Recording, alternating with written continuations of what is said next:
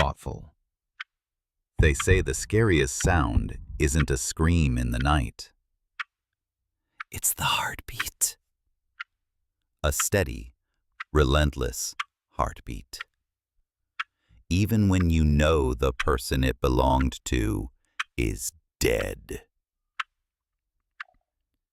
If you've ever had a thought that clung to your mind like a shadow, not outside but deep within, then you might understand this narrator better than you'd like. This is The Telltale Heart, a story of guilt, madness, and a voice that refuses to stay silent. Let's tell it again and break it down. Calmly. "I'm not mad," he says. That's how he begins. He insists on it, because if he can tell the story calmly, clearly, with logic, then surely he's not insane. But he murdered an old man. Not out of hate.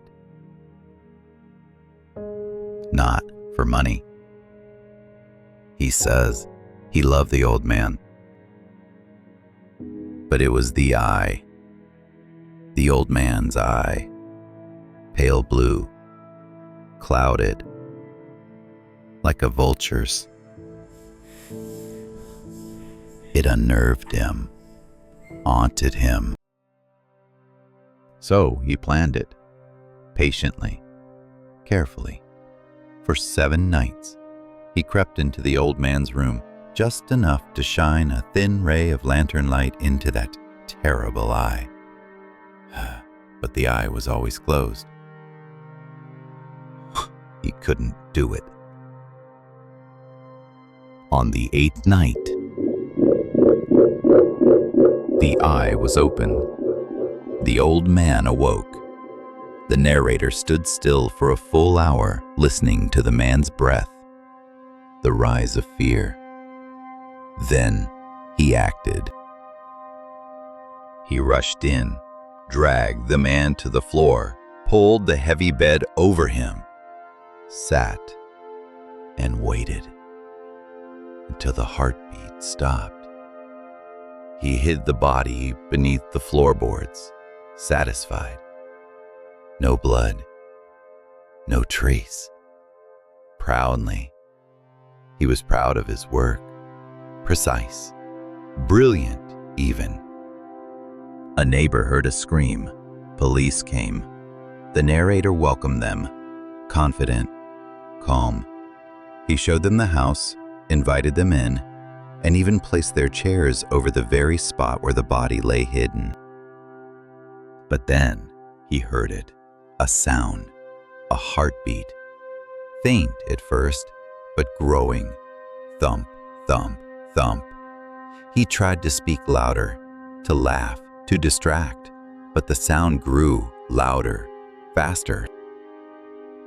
The police didn't seem to hear it. Only he could. And it tore him apart. Until finally, he screamed, "Ah! I did it! Tear up the floor, you'll find the body there! Can't you hear the heart?"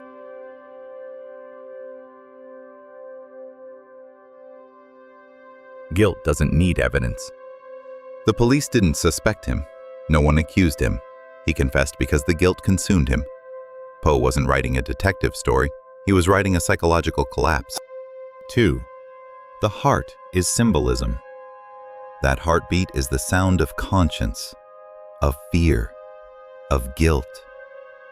It wasn't the old man's heart that exposed the crime. It was his own. 3. Unreliable narrator. Poe's genius is in creating a narrator we can't trust. He says he's sane, but every word betrays him.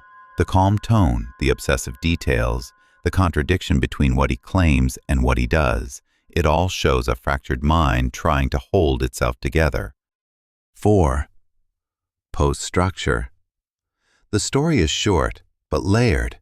A slow build-up, careful tension, then a final snap. Poe makes us complicit, drawing us into the logic of a killer, And by the end, we feel the madness too. Poe didn't need monsters, or gore, or jump scares.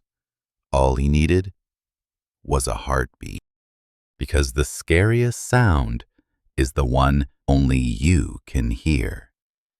In the next video, we'll explore the yellow wallpaper, a woman, a room, and a slow, terrifying unraveling of identity. If you love stories that make you think and tremble, subscribe now. I'm Dark Fiction Explained, and this is where dark fiction comes to light.